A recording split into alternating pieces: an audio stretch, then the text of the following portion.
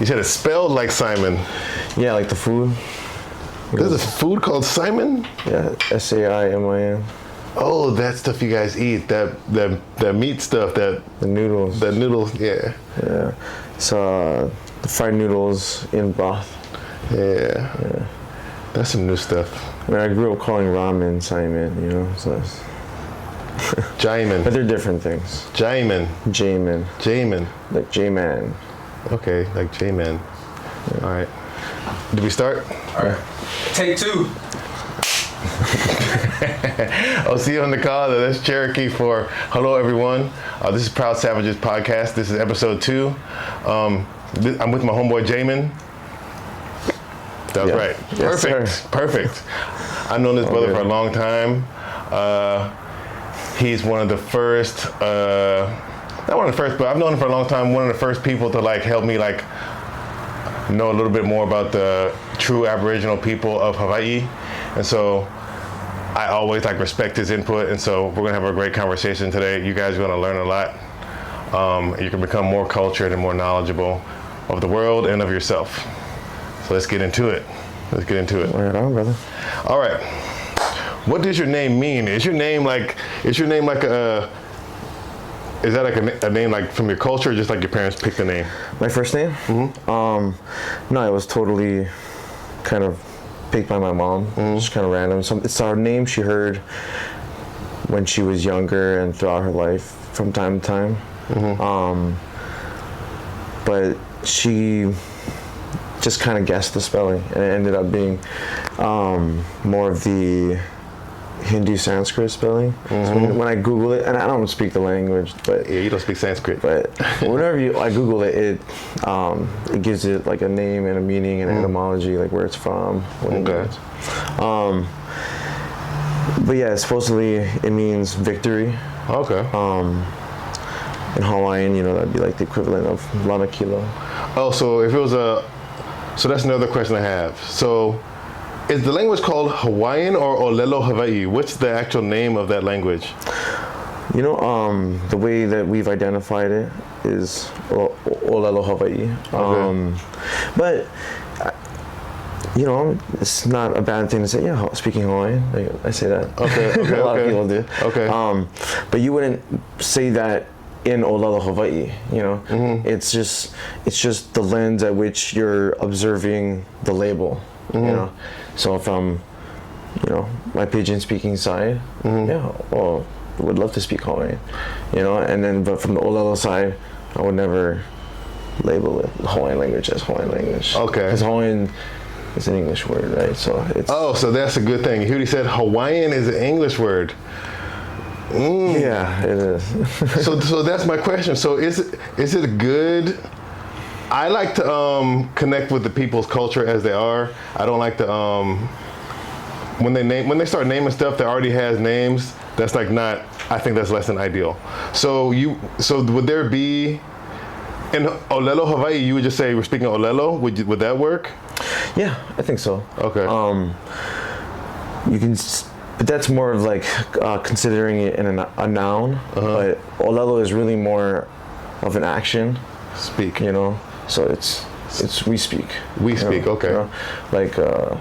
Not necessarily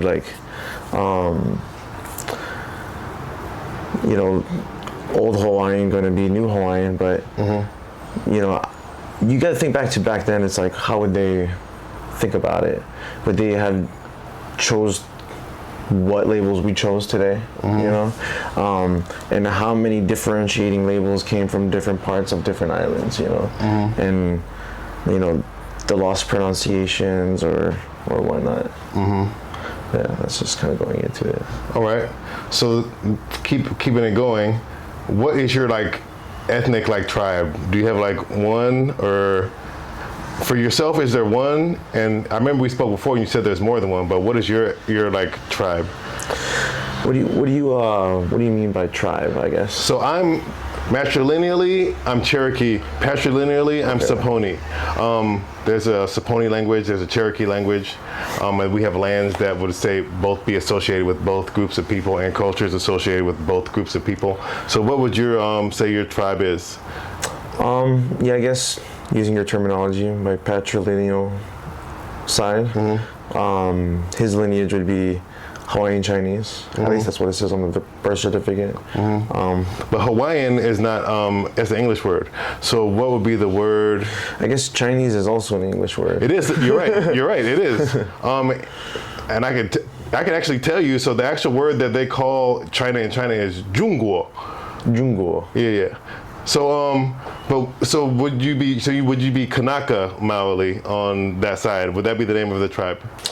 Yeah, I guess that's kind of the term we would use. Okay. I mean, it's definitely a literal translation, but some people like to consider the people of Hawaii like the flowers, the pu'o o Hawaii, or children of the land, kikiokaina.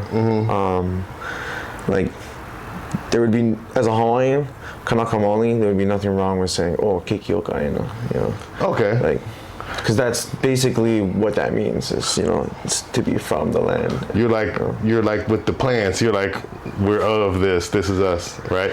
Yeah, I mean, and that's the more spiritual lineage of the people. I guess depending on your opinion on, Kumulipo and the story of Haloa and how everything plays in.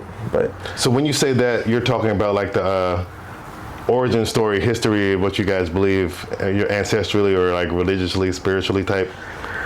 Yeah, even in Hawaii, there's religious diversification, people will interpret a story 1,000 different ways, and that'll lead into 1,000 different directions. Okay. So, like, people sometimes use stories to justify certain characters and actions that you hear in Hawaiian mythology. Others to blame, but there's, I guess it's the framing and the perspective. Okay. All right. So one of the things, I'm really into, like, I'm interested in promoting what you guys have created for yourselves. I'm not interested in promoting like all these other labels that like foreigners create up, So like we're talking about like stuff like Pacific Islander, like we're talking about a label like that, right? Yeah. That's like a European, that's an exonym. An exonym is a name for a group of people that is applied to another group of people that they're not a part of. So Pacific Islander would be an exonym, and Kanaka Maoli would be an endonym because that's the name that you guys made up for yourselves. Okay. Right? So I love to promote you guys as like truth as to who you are over anything else. And the only way I can access that is by like talking to you guys, right? I guess those labels would just be like relative to proximity. Obviously Pacific is a geological, perspective rather than an ethno perspective. Right. But when we end up in places where we're not from, like we're like family, When you're from the islands and you go from island to island, you see the differences. But once you go to bigger continents, you see the similarities, So like I remember being on the mainland, seeing any sort of Polynesian and be like, hey, what's up, Bella? What's up, Uso? What's up, Toko? Uso, that word Uso, what does that mean? Oh, it's just someone for brother, I guess. Okay. Honestly, it's just what the guys call the guys. Never really studied the language myself, just lived around a lot of these buggers. Yeah, one of my Samoan friends, he said that to me and it stuck, Uso. Yeah, it's definitely a term of endearment. Yeah, I figured it was. Yeah.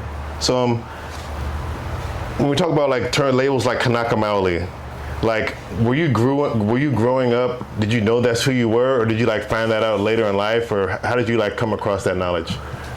That's a good question. No, I didn't. That terminology wasn't common knowledge until pretty recently, honestly. I mean, there were pockets of people who always had that information, but a lot of us Hawaiians would just say Hawaiians, that part of the history and language and culture was fairly like dissipated and definitely perpetuated by a bunch of really solid families, and that's like where we get a lot of the language back from. A lot of the hulas were survived only by families. Hua is Hula. oh hula. Okay. Yeah. The same thing with like Lua, the martial arts and all these different like musical practices that were just kind of kept in secret. But for the most of us, we didn't, which, for better or worse, we found new things. But it was Hawaiian, not Kanaka Maoli That you grew up with. the first concept, right? So your first sub-concept was Hawaiian. Yeah, I'm sure Okay. there are plenty Kanakas out there that was their first, label of identity and self-identification. But for me, it was Hawaiian, which is the opposite perspective, I guess, or the other side. Well, yeah, that's a slippery slope. You guys are going down a slippery slope and you start calling yourselves that. Hawaiian? Yeah, because now we got other people like adding their 2 cents into who you are. You know what I'm saying? And I don't like to see it. It's it always makes me like a little sad when I meet like a younger Kanaka. I've never met a younger Kanaka Maoli person that said, I'm Kanaka Maoli. It's never happened. I've lived here for 4 years. They always say I'm Hawaiian, and it makes me sad. It makes me sad because that's like that's more indoctrination away from understanding of the self. I don't like it. Yeah, I mean, there's definitely the media presentation of what Hawaiians used to look like back in Elvis's day. I think Elvis, that boom of tourism kind of made a lot of people think a certain way about Hawaii, and then those ideas perpetuated like later down the line in their own families. Right. But that was a very influential part of Hawaii's history, at least in the more recent part, culturally speaking, because Hawaii became like a phenomenon. Like a lot of people get married here. A lot of people come here at least once in their life. For sure. And they make it a goal too. Which is interesting. There's not a lot of places like that. There definitely is a decent, like, not in the same realm or existence or feel like everyone's like, oh, you gotta go Hawaii at least once in your life. You're right. There is definitely a bucket list place. Yeah, definitely. Definitely a bucket list place. All right. So let me ask you another question. Have you ever been called black before? Has everyone ever said you're black, or have, like assumed you were that, or like labeled you as such? No, but I've been called the N-word by other black people. Well, yeah, I'm sure that's happened a lot. I'm sure. But it's just like uso, term of endearment. I understand. I understand. I'm not gonna say it here, but right. I understand the contemporary uses for sure. Yeah. And that's a whole. And I'm like, oh, I'm your N-word. Yeah, I can understand all that energy. I understand all that energy. So how about this? When did you learn, or were you grew up with Hawaiian and Pacific Islander? Did you grow up with these terms like side by side in terms of your understanding of yourself? You're like, I'm a Pacific Islander. Well, we use Hawaiian in the ethnic terms, but the reason why you have all these different names and labels, I think, is it's for like political and economical positioning. They're very political. They're very political. I think without having a unified just word, and it's easy to pick. Hawaiian, Polish, American, like. Well, I don't know. Well, it's all. It does roll off the tongue, and it doesn't sound that bad, Well, yeah, it's But why do we have to? I would take the position like, why do we need new names? What's wrong with the names we got? Oh, I mean, we probably just lost it or forgot it, or forgot it, or got beat out of us. I don't know. We'll see, but it's like the education part, right? Or indoctrination part, I guess, right? You get it back. We're getting it back. Yeah. Like, they say that this is the age of Aquarius, I think. So it's like supposed to be the age of enlightenment or the truth coming back.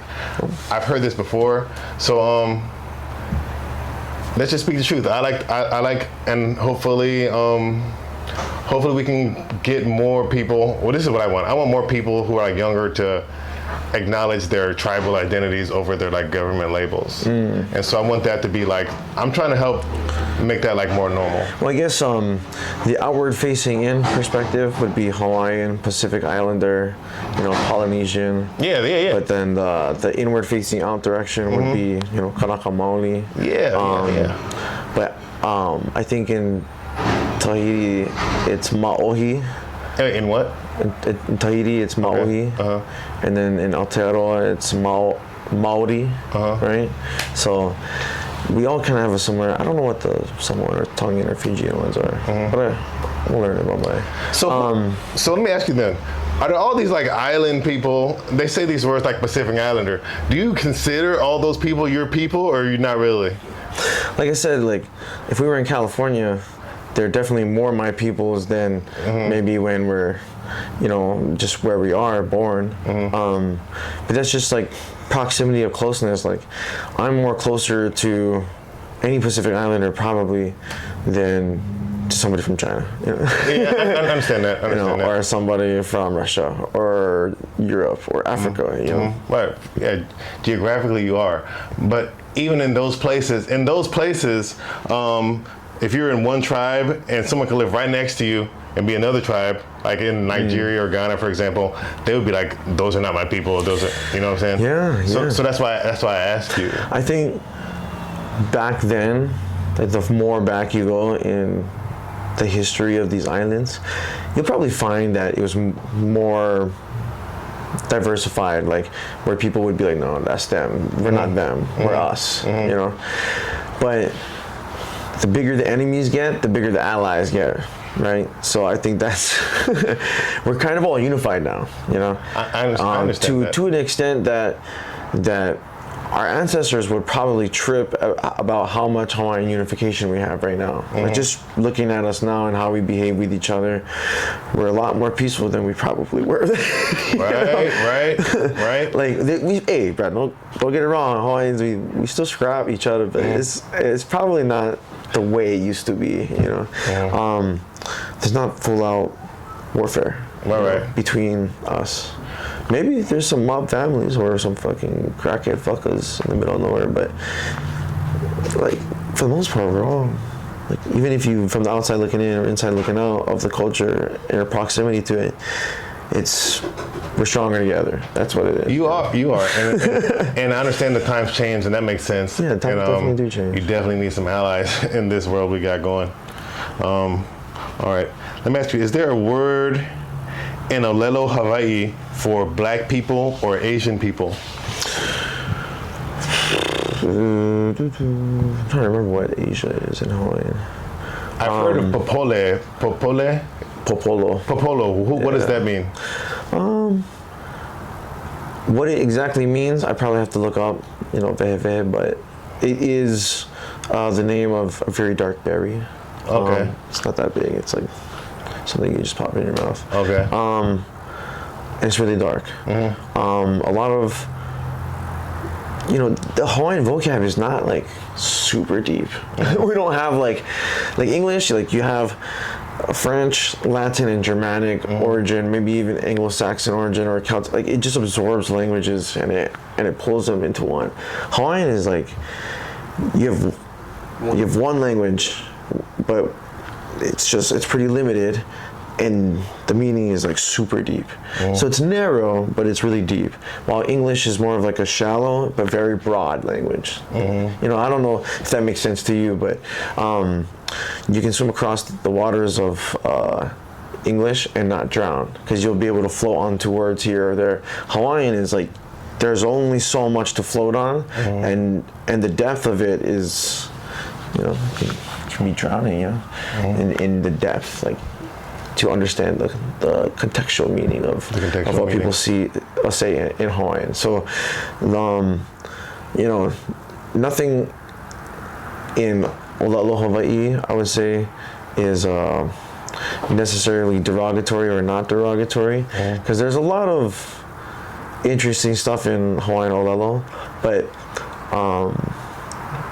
nature and our descriptives of it are often compared to human traits, like across the board, I think.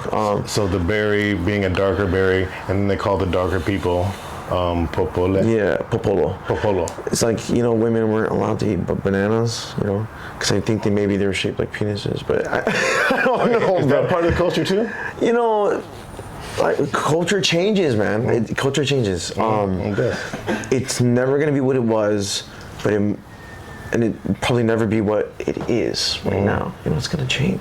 Yeah, culture is, it's going to be always changing. It's going to be up to our, our descendants to decide on that, For sure. And just as we have and our ancestors have decided to leave or take from anything going forward from their time. Because, man, it's all kind of crazy. Wait, who's crazy? Well, us. Oh. We had some crazy practices, man. Religious or otherwise. Like human sacrifice. You know? That's a big one. Like, but this is, it's good to have you. a lot of people did it, but I wouldn't want to do it. Right. Fuck. I don't want to get sacrificed. No, don't take my money.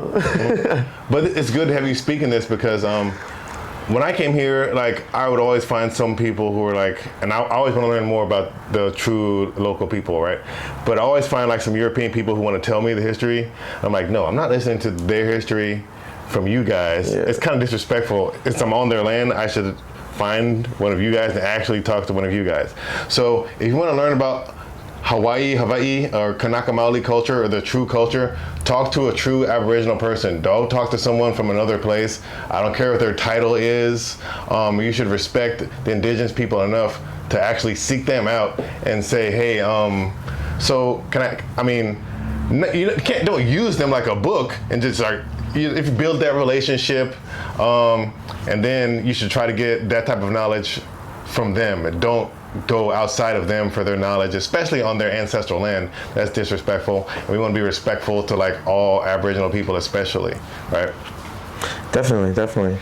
I always just tell people, be curious, be mindful. That's it. Be curious and be mindful.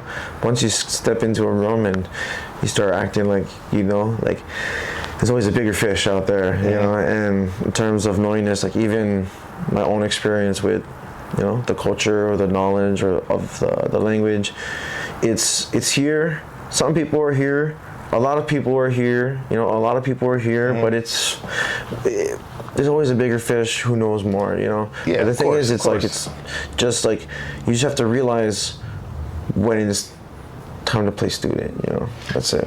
Right. And so get you a t-shirt that looks like this.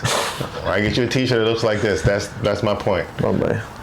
All right. So do you guys have a word for all the island people? Is there a word for like all the for example, American Indian culture, one of our languages, Ojibwa, there's a word we have called Niji. Niji is a term we use to refer to all the true Aboriginals of Turtle Island, like from Canada to Mexico to America, where I'm from.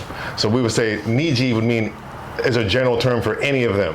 Is there a general term for like Samoans, Fijians, Hawaiians? Is there a general term that you guys have for like all these types of people or no?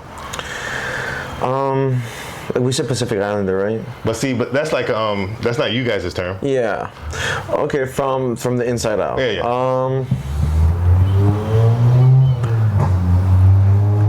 Something that's not a translation, but a label that would infer either relations, identity of unity. I don't know. Okay. There might be, but like I said, there's bigger fish. There could be somebody watching this right now who knows better than I do. And I love to be around those type of people. Oh yeah, of course. Yeah, it's honestly a real blessing when you know somebody who actually knows what the heck they're talking about,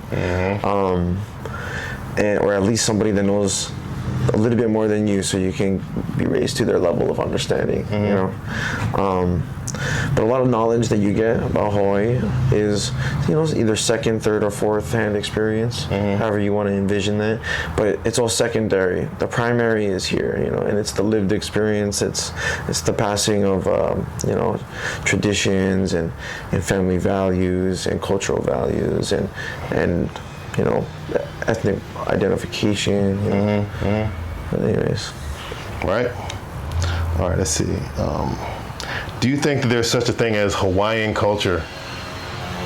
I mean, we made it, so definitely it's there. But what box you put it in, I guess, is probably up to how you frame it, right? When I used to help TA for like these modern Hawaiian history classes, the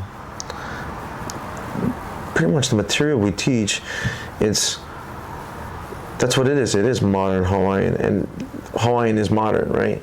So we basically teach from like Western perspective, and that's when Hawaiian begins. Right, right. Is from Western perspective. So we went from a super warlike people where there's constant vying for political power, economic power, you know, families and cousins and uncles would try to get the one over the other, conquer each other's kingdoms and land. I mean, it's just like any other place, you know.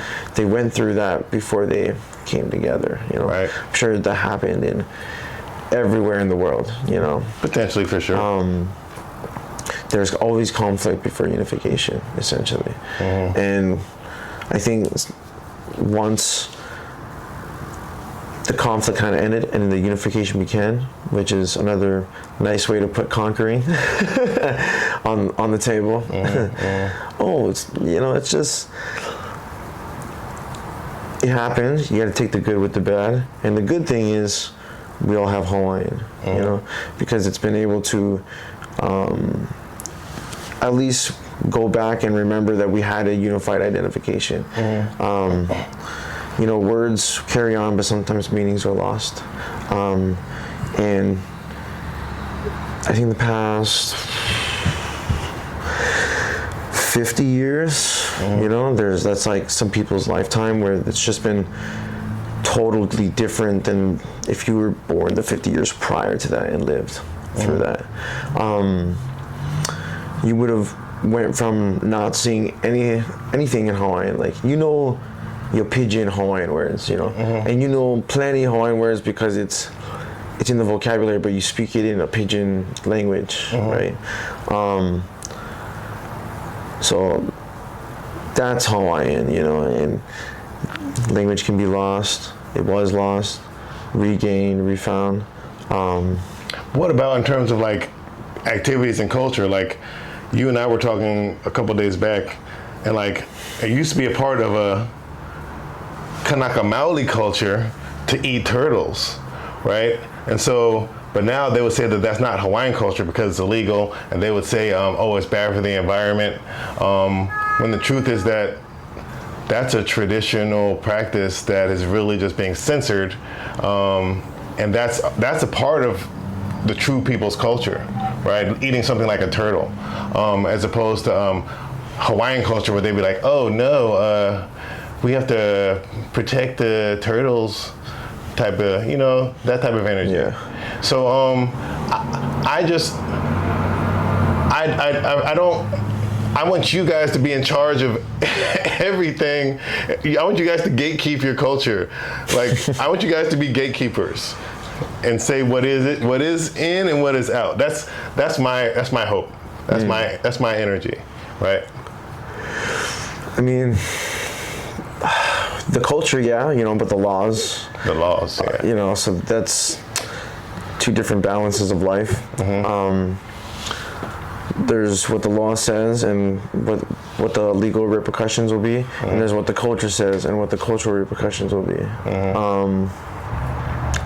I think a lot of Hawaiians now are pretty like convinced that we shouldn't kill sea turtles or any life and just let it thrive, which is all good for it, you know. I'm cool with that. But there's also Hawaiians who grew up living by the way that they were taught. You know, and sometimes that involves killing certain animals that you might not be comfortable with. I think I've been at least told that by people in my family that it tastes good, you know, from the older generations. There's people in other islands, you know, that do it, you know, and I've heard their stories of eating it and they fucking love it.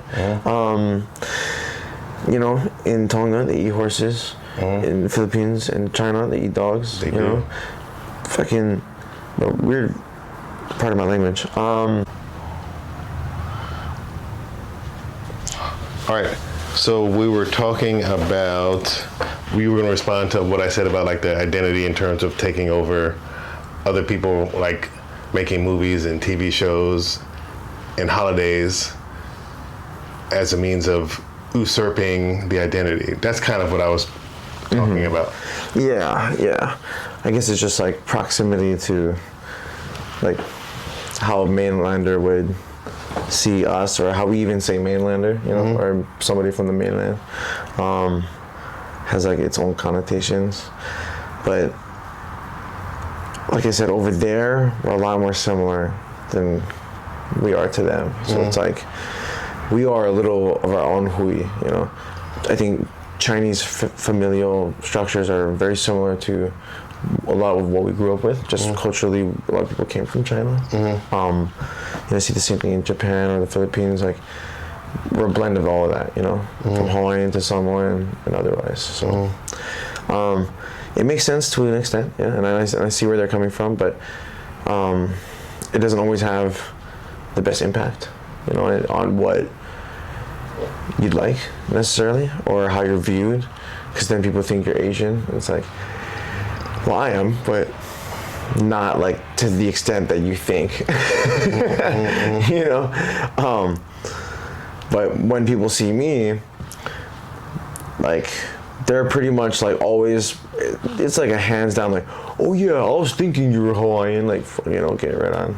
Like, but I kind of have what people consider a stereotypical look for a Hawaiian. You know, like, even as we were sitting there, you're like, that looks like a Hawaiian, you know? There it is. But, you know, some people do and some people don't. And it doesn't mean they're either more or less Hawaiian, you know? There's just a certain look that comes out when you get like a Hapa kid, you know? Oh yeah, of course. Yeah. Of course. All right, let's see.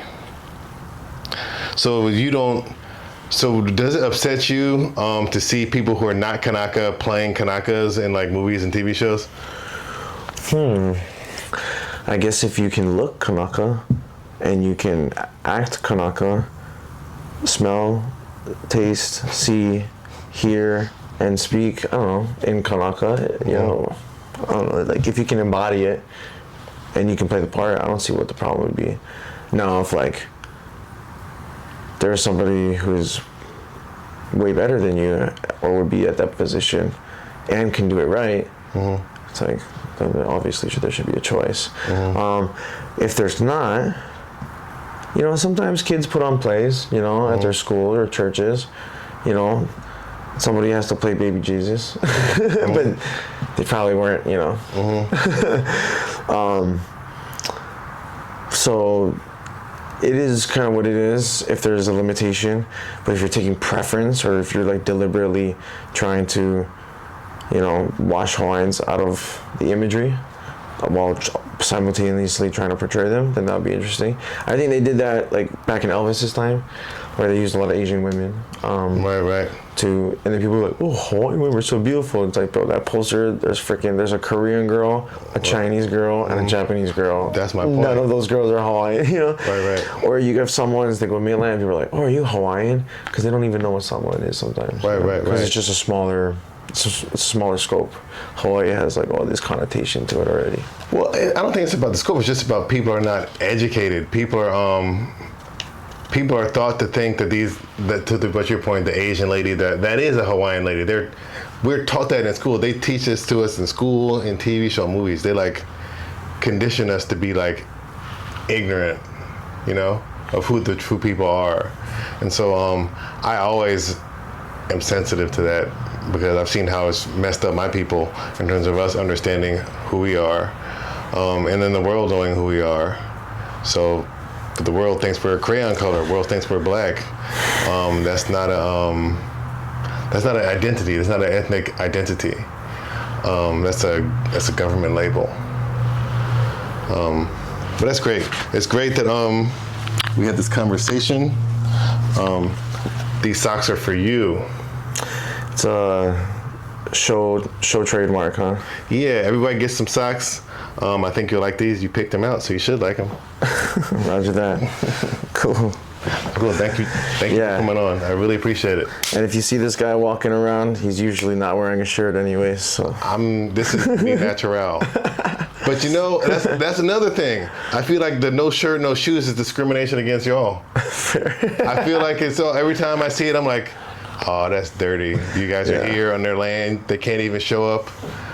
It pisses me off. But thanks again. I appreciate you. Thank you so much for the love. Always, always. Yeah. And cut.